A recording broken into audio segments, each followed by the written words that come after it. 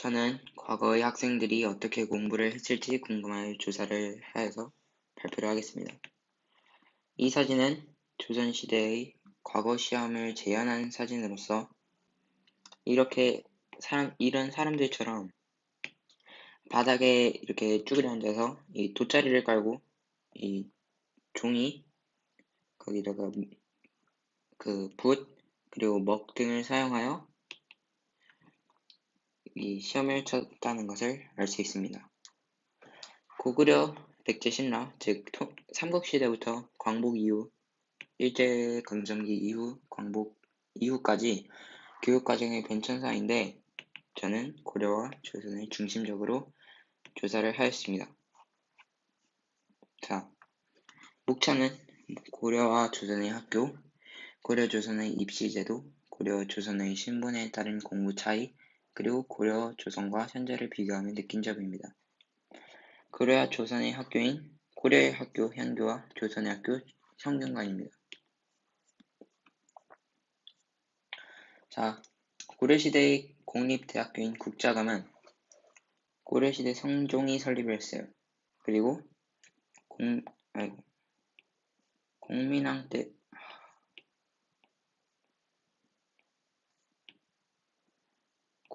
때에 성균관으로 명칭을 변경을 하였습니다.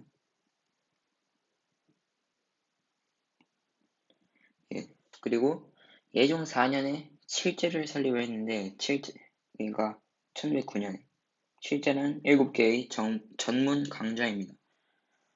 자, 칠제는 주역을 공부하는 여택제, 상서를 공부하는 대빙제, 모시를 공부하는 경덕제, 주례를 공부하는 구인제, 대례를 공부하는 보금제, 춘추를 공부하는 양정제, 그러니까 무술을 공부하는 강예제가 있습니다.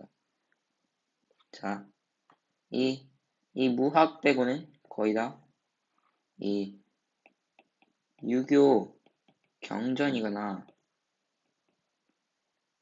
글, 시, 역사책 이런 겁니다.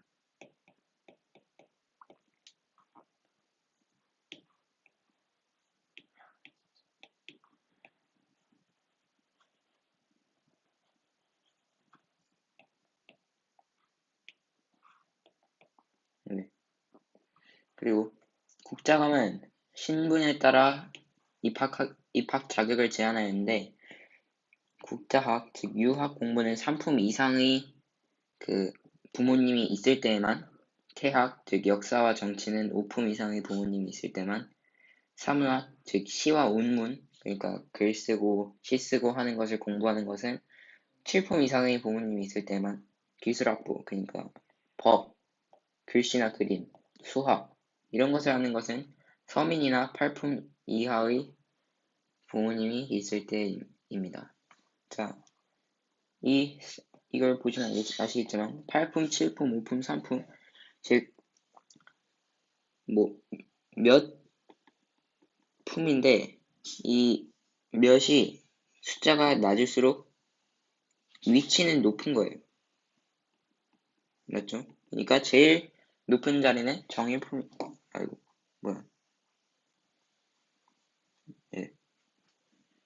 제일 높은 자리는 1품이겠죠. 자, 고려시대의 사립대학교인 사학 12도는 고려 문종 때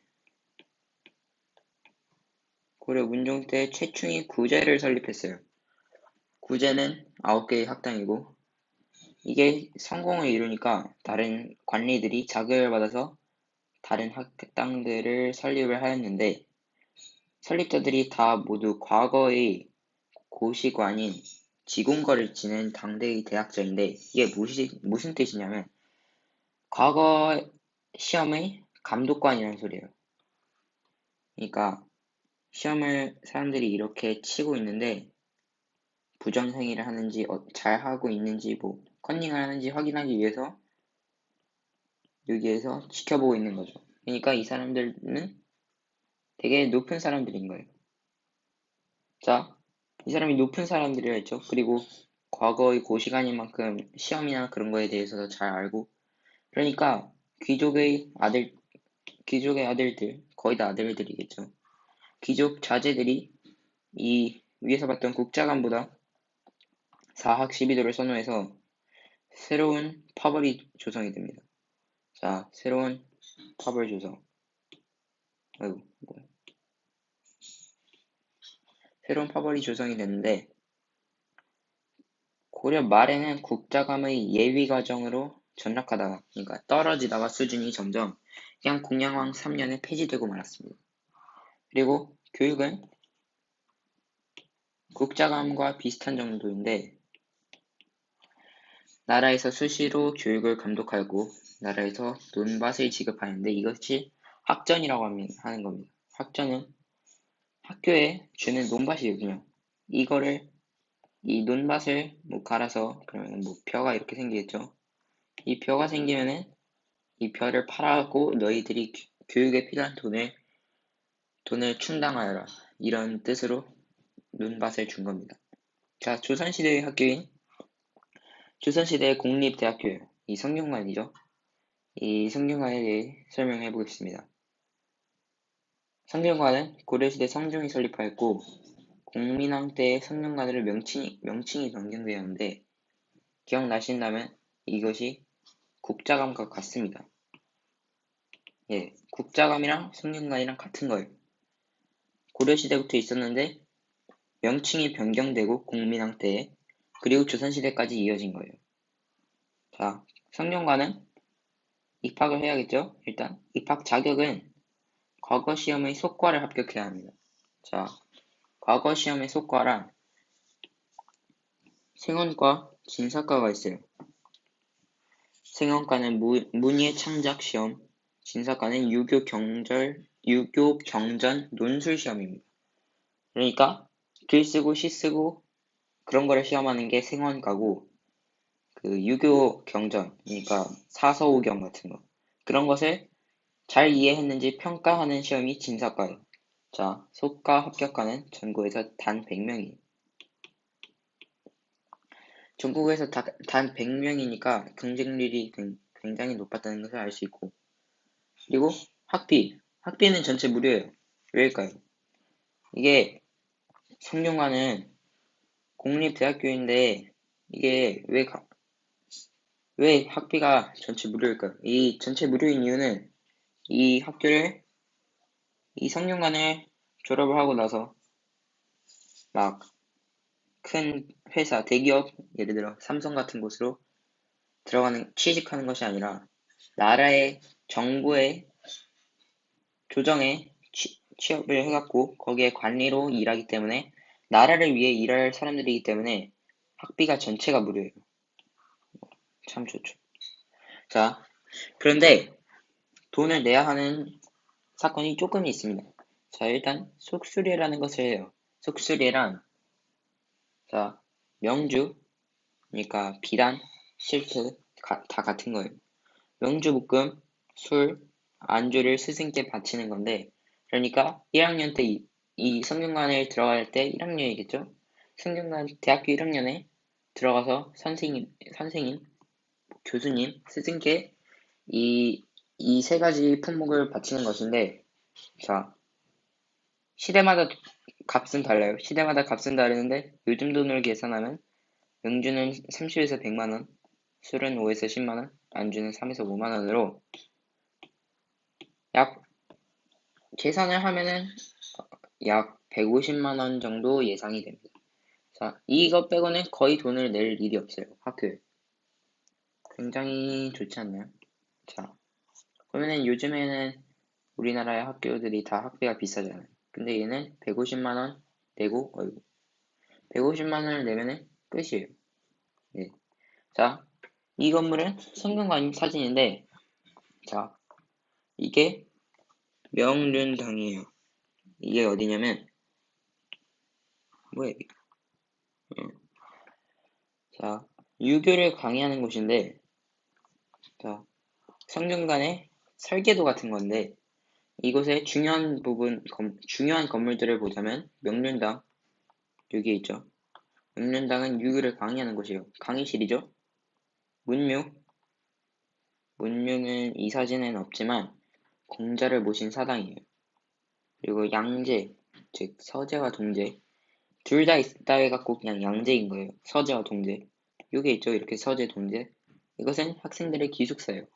그러니까 예, 요즘도 말이 같죠. 기숙사. 비천당 여기 있죠. 이것은 과거 시험장이에요. 과거 시험을 시험 보는 곳이고 존경각 여기 있죠. 여기. 이건 도서관이에요. 양무. 얘도 서무와 동무 둘 다 있어서 양무라는 것인데 여기 있죠. 선현에 대한 제사를 드리는 곳이에요. 알았죠? 그러니까 선대에 살았던 현자들, 그러니까 먼저 살았던 위대하신 사람들, 착한 사람들한테 제사를 지내는 곳이에요. 사, 여기도 사당이라고 볼 수 있습니다.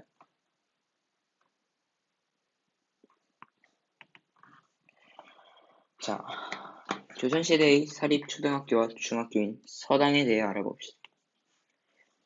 서당은 약 7세에서 8세에 입학을 하여 15세에서 16세에 공부를 마치는데 서당에서 간혹 가다가도 20대가 되어서도 공부를 못 마치고 계속 서당에만 다니는 사람들이 있습니다. 참고로 성균관의 평균 입학 나이는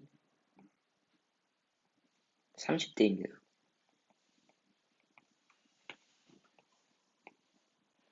자, 그러면은 요즘에는 대학교를 약 20대 초반에 들어가는 게 대부분인데 평균 합격 나이가 30대입니다. 그 대학교 1학년으로 들어가는 것인데도 30대입니다. 그리고 성균관에는 신기한 점이 이 속수레라는 것 말고도 이것이 있습니다. 성균관에는 밥을 먹는 곳이 있겠죠? 밥을 먹는 곳이 밥을 먹는데 신기하게도 우리는 요즘에는 들어와서 출석 확인을 하죠. 출석 체크라고 하는데 이것을 계산하는 방법이 성균관에서는 밥을 먹는 겁니다. 밥을 먹는 거예요. 자, 밥 먹는 식당에서 아침에 한 번, 저녁에 한 번 밥을 먹으면 그러면 그날은 출석이 돼요. 출석 확인이 되겠죠. 그러면은 아침 공부를 하는 게 출석이 되는 게 아니라 밥을 먹으면 출석이 되는 거예요. 그래서 중간에 공부가 빠져도 밥만 먹으면 출석이 확인은 돼요. 그런데 이렇게 300번을 출석을 하잖아요. 그러면은 이제 과거 시험 볼 수 있는 자격증을 줘요. 이 300번을, 그러니까 300일을 다녀야지 과거 시험을 한 번 볼 수 있는 거예요. 성균관에 다니면. 자, 이제 서당에 상대적으로 돈이 많은 양반이 많이 다녔겠죠. 서당에. 왜냐면 서당은 돈을 내야 돼요. 이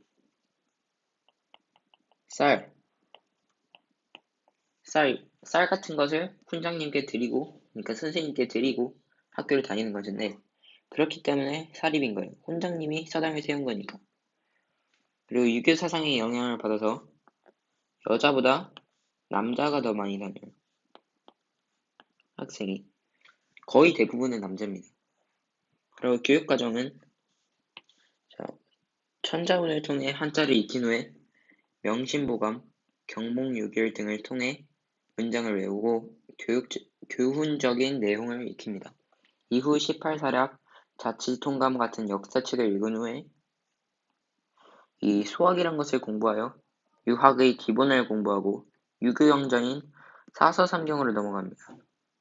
자, 사서삼경이 그러니까 4개의 책 그리고 삼경, 3개의 경인 거예요. 그러니까 여기 이따가 나옵니다. 사서는 논어, 맹자, 대학, 중용이고 삼경은 시경, 서경, 주역을 말하는 거예요. 이 춘추와 얘기를 더하면 사서 5경이 되고. 자, 다시 서당으로 돌아와서 이렇게 교재가 많잖아요.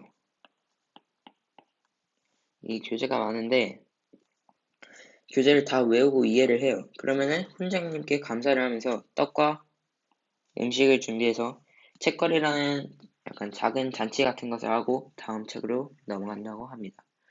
교육 방법은 주로 책을 읽고 외우기, 질의 응답 등을 하는데 학생들은 글자와 뜻을 깨우칠 때까지 읽고 외우기를 반복합니다.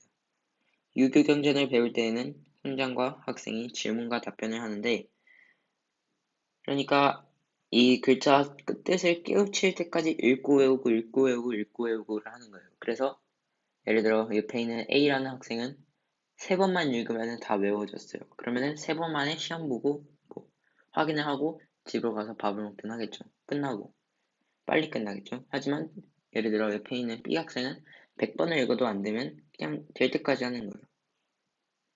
자, 유교경전, 그러니까 사서삼경 이게 있죠. 사서삼경은 계속 질문 답변을 해요. 훈장님이 이것은 무엇이냐 하면은 학생은 계속 대답하고 계속 질문 답변 하는 거예요. 그리고 배운 것은 매일 평가를 하고 정기적으로 시험을 보는데 5등급으로 나눠요. 그 시험 결과를. 시험 결과를 5등급으로 나누어서 가장 낮은 등급, 예를 들어 뭐 5등급이겠죠 아마. 그러면 낙제를 받아서 다시 배워야 돼요. 그 과목을. 대신 성적이 좋으면 상장이나 학용품을 받습니다.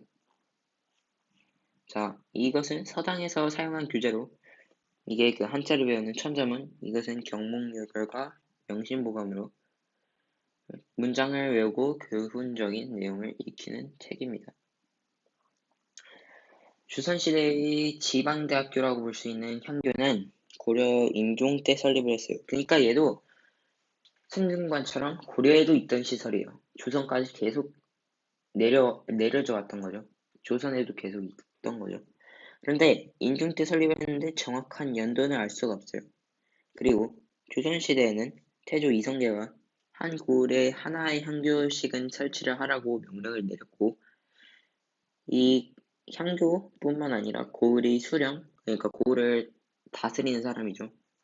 이 수령도 과거 급제자의 수를 늘리기 위해 힘써서 향교가 발전할 수 있었습니다. 솔직히 과거 급제자가 그 동네에서 많으면은 더 좋을 거 아니에요. 이 동네에 과거 급제자가 많다라는 소문도 나서 이 동네는 좋다. 약간 이런 소문도 날 수 있고 과거 급제자가 많이 나오면 더 좋은 거예요. 그래서 수령과 향교가 둘 다 그러니까 이 정부 차원, 정부에서 수령을 여기 임명한 거니까 정부 차원에서 도와줬기 때문에 향교뿐만 향교가 발전할 수 있었던 겁니다.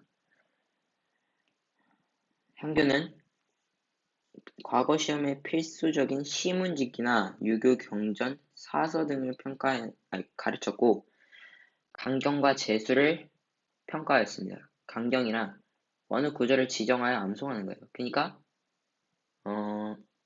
그냥 교자하느라 펴요. 자, 선생님께서 아니면 스승님께서 자, 이 구절을 외우거라 하면은 그 구절을 외워서 그 달달 외워갖고 그거를 그냥 안 보고도 말할 수 있게 하는 것. 그게 강경이고 재수는 그냥 시나 글을 짓는 것이에요. 그리고 지방에 설치된 향교는 나라에서 지급된 땅인 학전을 일구어 필요한 돈을 충당하였습니다. 보면은 여기 사학 12도에도 학전이란 것을 주었죠. 얘네도 학전이 있네요. 그러니까 나라에서 땅을 주어서 이 공부를 잘할 수 있게 도와주는 거예요. 신교가 돈이 없어서 못 가르치면 안 되는 거잖아.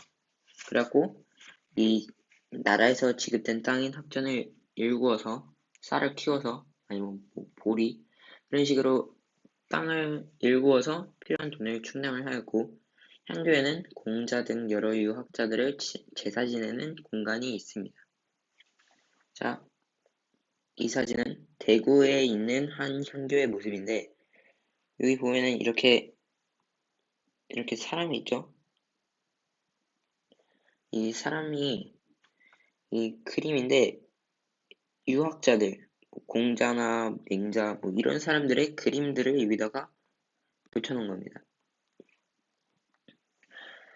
조선시대의 국립대학교인 사부학당은 고려 말쯤에 설립을 하였고 고려에 있었던 오부학당, 즉 북부, 남부, 서부, 동부, 중부 학당을 조선에도 설립을 하려고 했으나 북부학당을 건설하지 못했습니다. 그래서 세종 27년, 즉 1445년에 북부학당은 폐지가 되었습니다. 자, 사부학당은 기숙사 제도가 있었고 그 운영 비용은 국가에서 부담을 했어요. 국가에서는 학생의 교육을 위해 학점, 그러니까 땅, 노비, 자물, 그러니까 물건들, 생필품 등이라고 생각을 하시면 되고요. 이런 것들을 지급을 했어요. 국가에서. 그리고 입학 자격은 양인 이상의 신분에다가 8세 이상이면 일단 입학이 가능해요. 그리고 각 학당의 정원은 100명으로 이 사부학당이라 했죠? 학당이 4개예요. 이 북부를 뺀 남서 동중 학당이죠. 그러면은 4개니까 100 곱하기 4, 400이죠. 400명이 사부학당의 총 정원이고 수학과 사서 등을 중심적으로 공부하였는데 수학은 책 이름이고 사서는 논어, 맹자, 대학, 중용을 일컬어 말하는 것입니다. 15세가 되면 승부시라는 시험을 치는데 이것에 합격을 하면 성균관 기자에 입학할 수 있고 학당에서는 5일마다 시험을 치렀습니다. 예조, 그러니까 유교에 관련된 모든 것을 담당하는 정부의 부서, 이 예조는 달마다 사부학당의 학생들한테 시험을 치게 해서 1년의 성적을 임금님한테 보고하였다고 합니다. 자, 서원. 조선시대의 사립학교인, 지방에 있는 사립학교인 서원입니다. 서원은 조선 중기쯤에 설립이 되었고, 조선 중기 잦은 사화, 이 정치적 그 반대파한테 몰려서 선비들이 화를 입는 거예요. 선비들이 그래서 유배를 가거나 지방으로 아니면은 그냥 그 정부에서 그 일을 하다가 사직하고 그냥 고향으로 내려간다던가 이런 식으로 아래로 지방으로 내려온 선비들이 서원을 창설하였는데 이 서원에서는 선배 유학자들을 기리는 사당이 있고 그리고 공자나 맹자 같은 유학자들을 기리는 사당도 있습니다. 자, 서원의 교육 과목은 유학에 통달한 인품이 훌륭한 사람들을 본받는 것이 목표라서 소학에서 사서 오경까지 공부를 합니다. 이것을 중심으로 공부를 하고 사서 오경이란 아까 말했듯이 논어, 맹자, 대학, 중용이고 오경은 시경, 서경, 주역, 춘추 얘기인데 춘추와 얘기를 뺀 이 시경, 서경, 주역 이것들은 삼경이라고도 합니다. 자, 근데 서원이 부작용이 있어요. 무엇이냐면 처음에는 서원의 원래 기능, 그러니까 좋은 기능이 컸었는데 17세기 이후에 서원이 너무 많이 생기면서 부작용이 생겼습니다.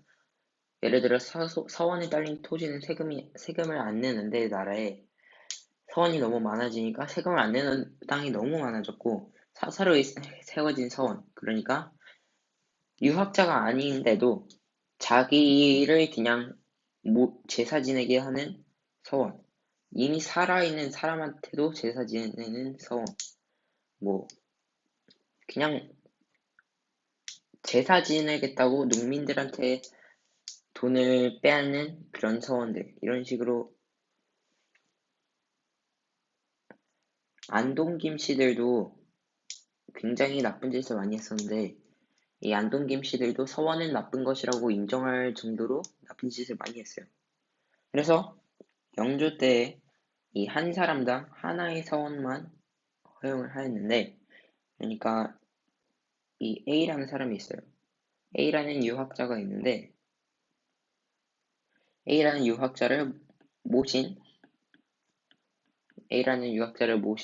서원은 예를 들어 여러 개인데 이 서원들이 뭐 서원이 막 10개예요.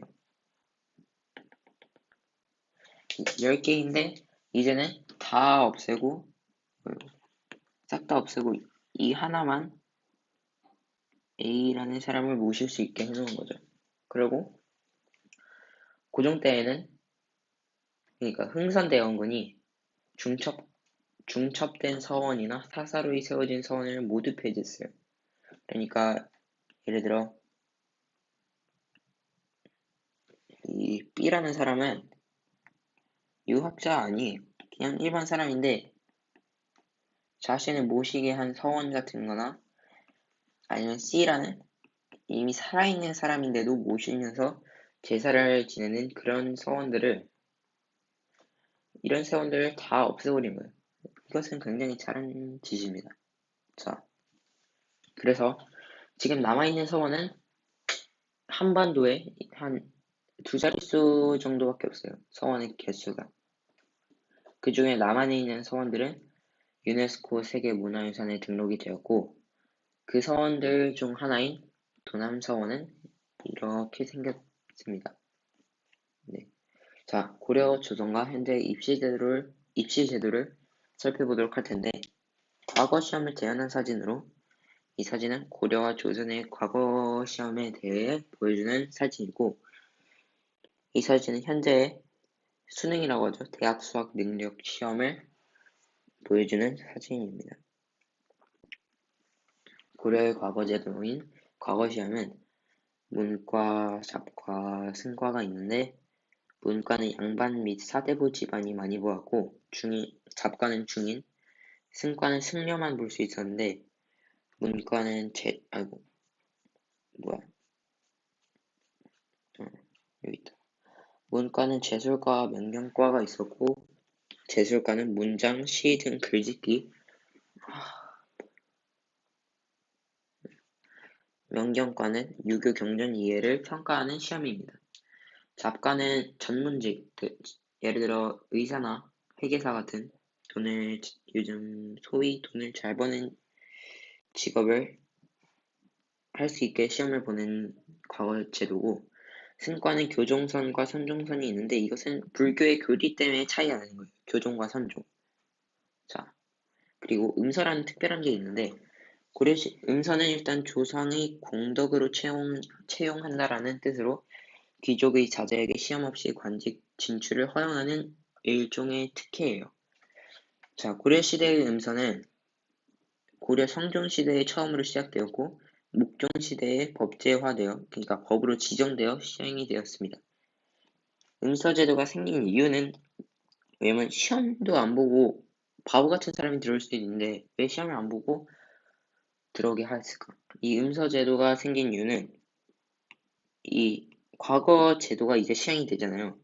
과거 시험이 합격해갖고 들어온 사람들이 많으니까 이 사람들이 어떤 짓을 할지 몰라서 이 사람들의 세력을 견제하기 위해서 공신 세력들, 그러니까 귀족들, 나라에 뭐 잘한 짓이 있던 사람들의 가문, 그런 사람들을 왕실의 우호 세력으로 만들어서 이 과거 시험 합격자들을 견제하기 위함입니다.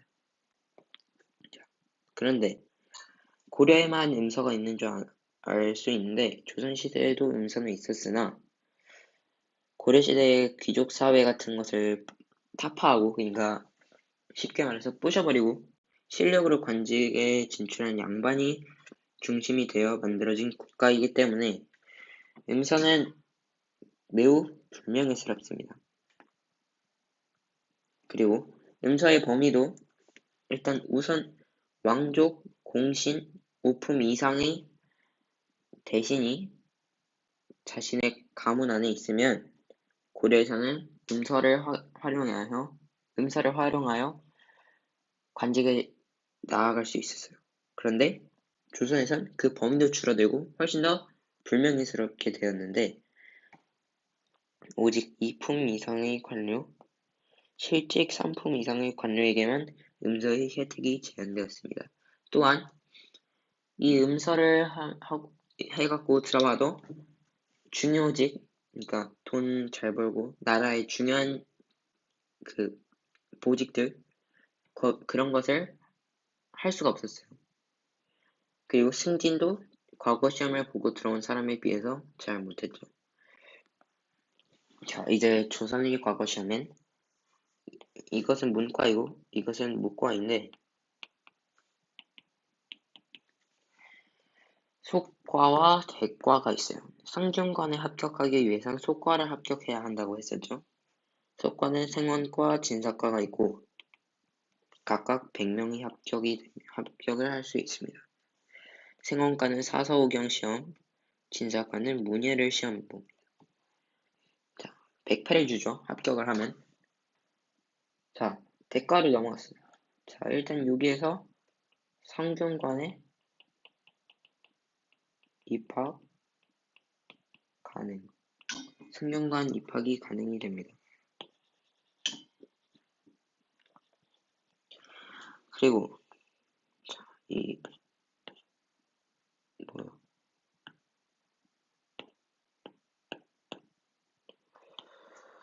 자, 이제 초시는 1차 시험으로 서울지방에서 생원, 진사, 성균관 유생 중에 선발을 해요. 생원과에 합격하면 생원이라고 부르고 진사과에 합격하면 진사과라고 부릅니다. 그리고 생원과나 진사과에 합격을 하면 성균관에 들어갈 수 있죠. 자, 이 초시에 합격한 사람들을 복시해서 2차 시험을 나누는데 이 합격자는 단 33명에 서울에서 초시 합격자 중에 선발을 하고 전시에서는 이 전체를 합치면 33명인데 갑과 을과 병과가 있습니다. 이 복시 합격자의 등급을 정하는 거예요. 그러니까 등급만 정하는 건데 이 갑과 딱 3명밖에 없죠. 이 갑과에 합격한 사람은 장원급제했다고 부르는 겁니다. 그리고 전시에 합격을 하면 전시를 보면 이제 홍패를 주죠. 자, 이제 무과는 초시, 복시, 전시가 있어요.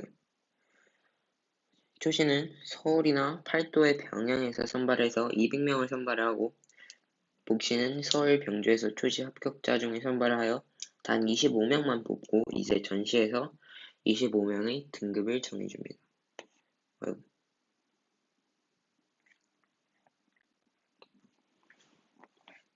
현재는 수시와 정시가 있죠. 대학을 합격하기 위해선 학생부 종합전형, 학생부 교과전형, 논술전형, 특기자전형, 수능 위주전형, 특기자전형이 있는데 학생부 종합전형이란 내신 성적 위주를 보고 평가를 하는 것이고 학생부 교과전형은 학생부 교과 성적과 비교과 활동, 수상 실적으로 평가, 논술전형은 논술 시험을 통해 선발, 특기자 전형은 한 분야의 특출난 재능을 가질 경우에 뽑습니다. 예를 들어 A라는 사람이 있어요. 진짜 여기 있다. A라는 사람이 있는데 이 사람이 예를 들어 국가대표를 해갖고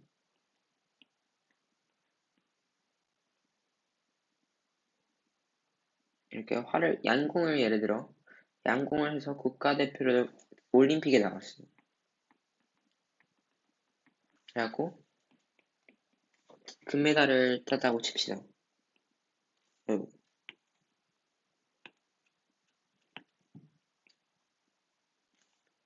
그러면 이 양궁이라는 분야에 특출난 재능을 가진 것이기 때문에 뽑습니다.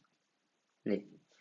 그리고 정시는 수능 위주 전형, 즉 수능을 성적을 보고 평가를 하는 것이고 특기자 전형은 수시의 특기자 전형과 같습니다. 고려 조선의 신분에 따른 공부 차이는 고려시대에는 문과, 즉 제술과와 명경과는 양반이나 사대부만 볼 수 있었고 잡과는 중인 위주와 승과는 승려만 시험을 볼 수 있었습니다. 임선은 이런 식으로 우품 이상의 관료, 공신, 왕족이 집안에 있다면 시험 없이 관직에 나갈 수 있었기 때문에 일단 신분이 좋으면 좋았습니다. 조선시대도 돈이 상대적으로 많은 양반계급과 평민계급이 학교에 많이 다녔는데 그 중에서도 양반계급이 많고 평민계급은 적었겠죠. 그런데 가끔 서얼이나 평민이 과거 시험에 합격하는 일도 있었으니 서울이란 예를 들어 부모님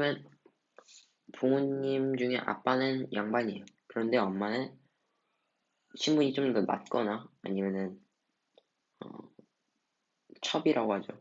그 두 번째 부인의 자제인 경우, 아들이나 딸인 경우 거의 대부분이 아들이에요. 일단 조선과 고려는 유교 사상의 영향을 받았기 때문에. 예를 들어 반석평이란 이거 왜 계속 올라가지? 네. 반석평이라는 사람이 있었고 반석평은 원래는 양반 가문인데 가문이 몰락해갖고 그래서 벼슬아치의 노비가 되었습니다. 아니, 노비예요. 어릴 때.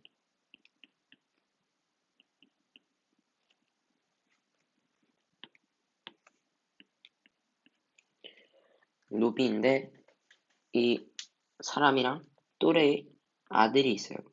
이 사람이 공부를 하죠. 그 벼슬아치의 아들이 공부를 하는데 이것을 보고 따라 공부를 몰래 하다가 들켜서 이 사람의 아빠, 즉 벼슬아치죠. 이 벼슬아치가 평민으로 만들어주고 착하게도 평민으로 만들어준 다음에 노비를 이제 안 하게 해서 그리고 이제 이 사람의 할머니가 한양으로 가서 공부를 뒷바라지를 해주면서 뭐 삭바느질 이런 거겠죠. 이런 것으로 도와주어서 반석평이 나중에는 형조 판서의 자리에까지 오르게 됩니다. 형조 판서란 그러니까 형벌에 관련된 것, 그런 이 혼내는 것, 벌, 법 이런 거에 관련된 부서인데 이곳의 장관이 된 거예요. 이 노비에서 여기까지 갔다는 것은 대단한 일이죠. 자, 지금까지 들어주셔서 감사합니다. 그리고 지금까지 이 조사를 하면서 느꼈던 점은 고려와 조선은 신분 제도가 있었기 때문에 굉장히 불공평하고 너무 슬프거나 공부를 예를 들어 옆집에 사는 아이는 공부를 할 수 있지만 뭐 다른 집에 사는 아이는 공부를 못하고 이런 식으로 불공평하고 관직에 나아갈 기회가 그 평등하지 않았기 때문에 굉장히 좀 불공평하다는 것을 느꼈고 그리고 옛날에 사람들이 우리들이 공부를 하는 것보다 굉장히 더 힘들게 열심히 공부를 했구나. 요즘엔 이렇게 한글을 쓰면서 편하게 공부를 할 수 있지만 옛날에는 이렇게 한자를 배우면서 자신의 나라의 글자가 아닌 어려운 한자를 배우면서 공부를 했다는 게 참 힘들 것 같았다고 생각을 하고, 이 성균관이랑 그런 학교들을 합격할 수 있다는 게 경쟁률이 지금에 비해서 굉장히 강했기 때문에 굉장히 똑똑했고 힘들었겠구나라는 그런 것을 알았습니다. 예, 감사합니다.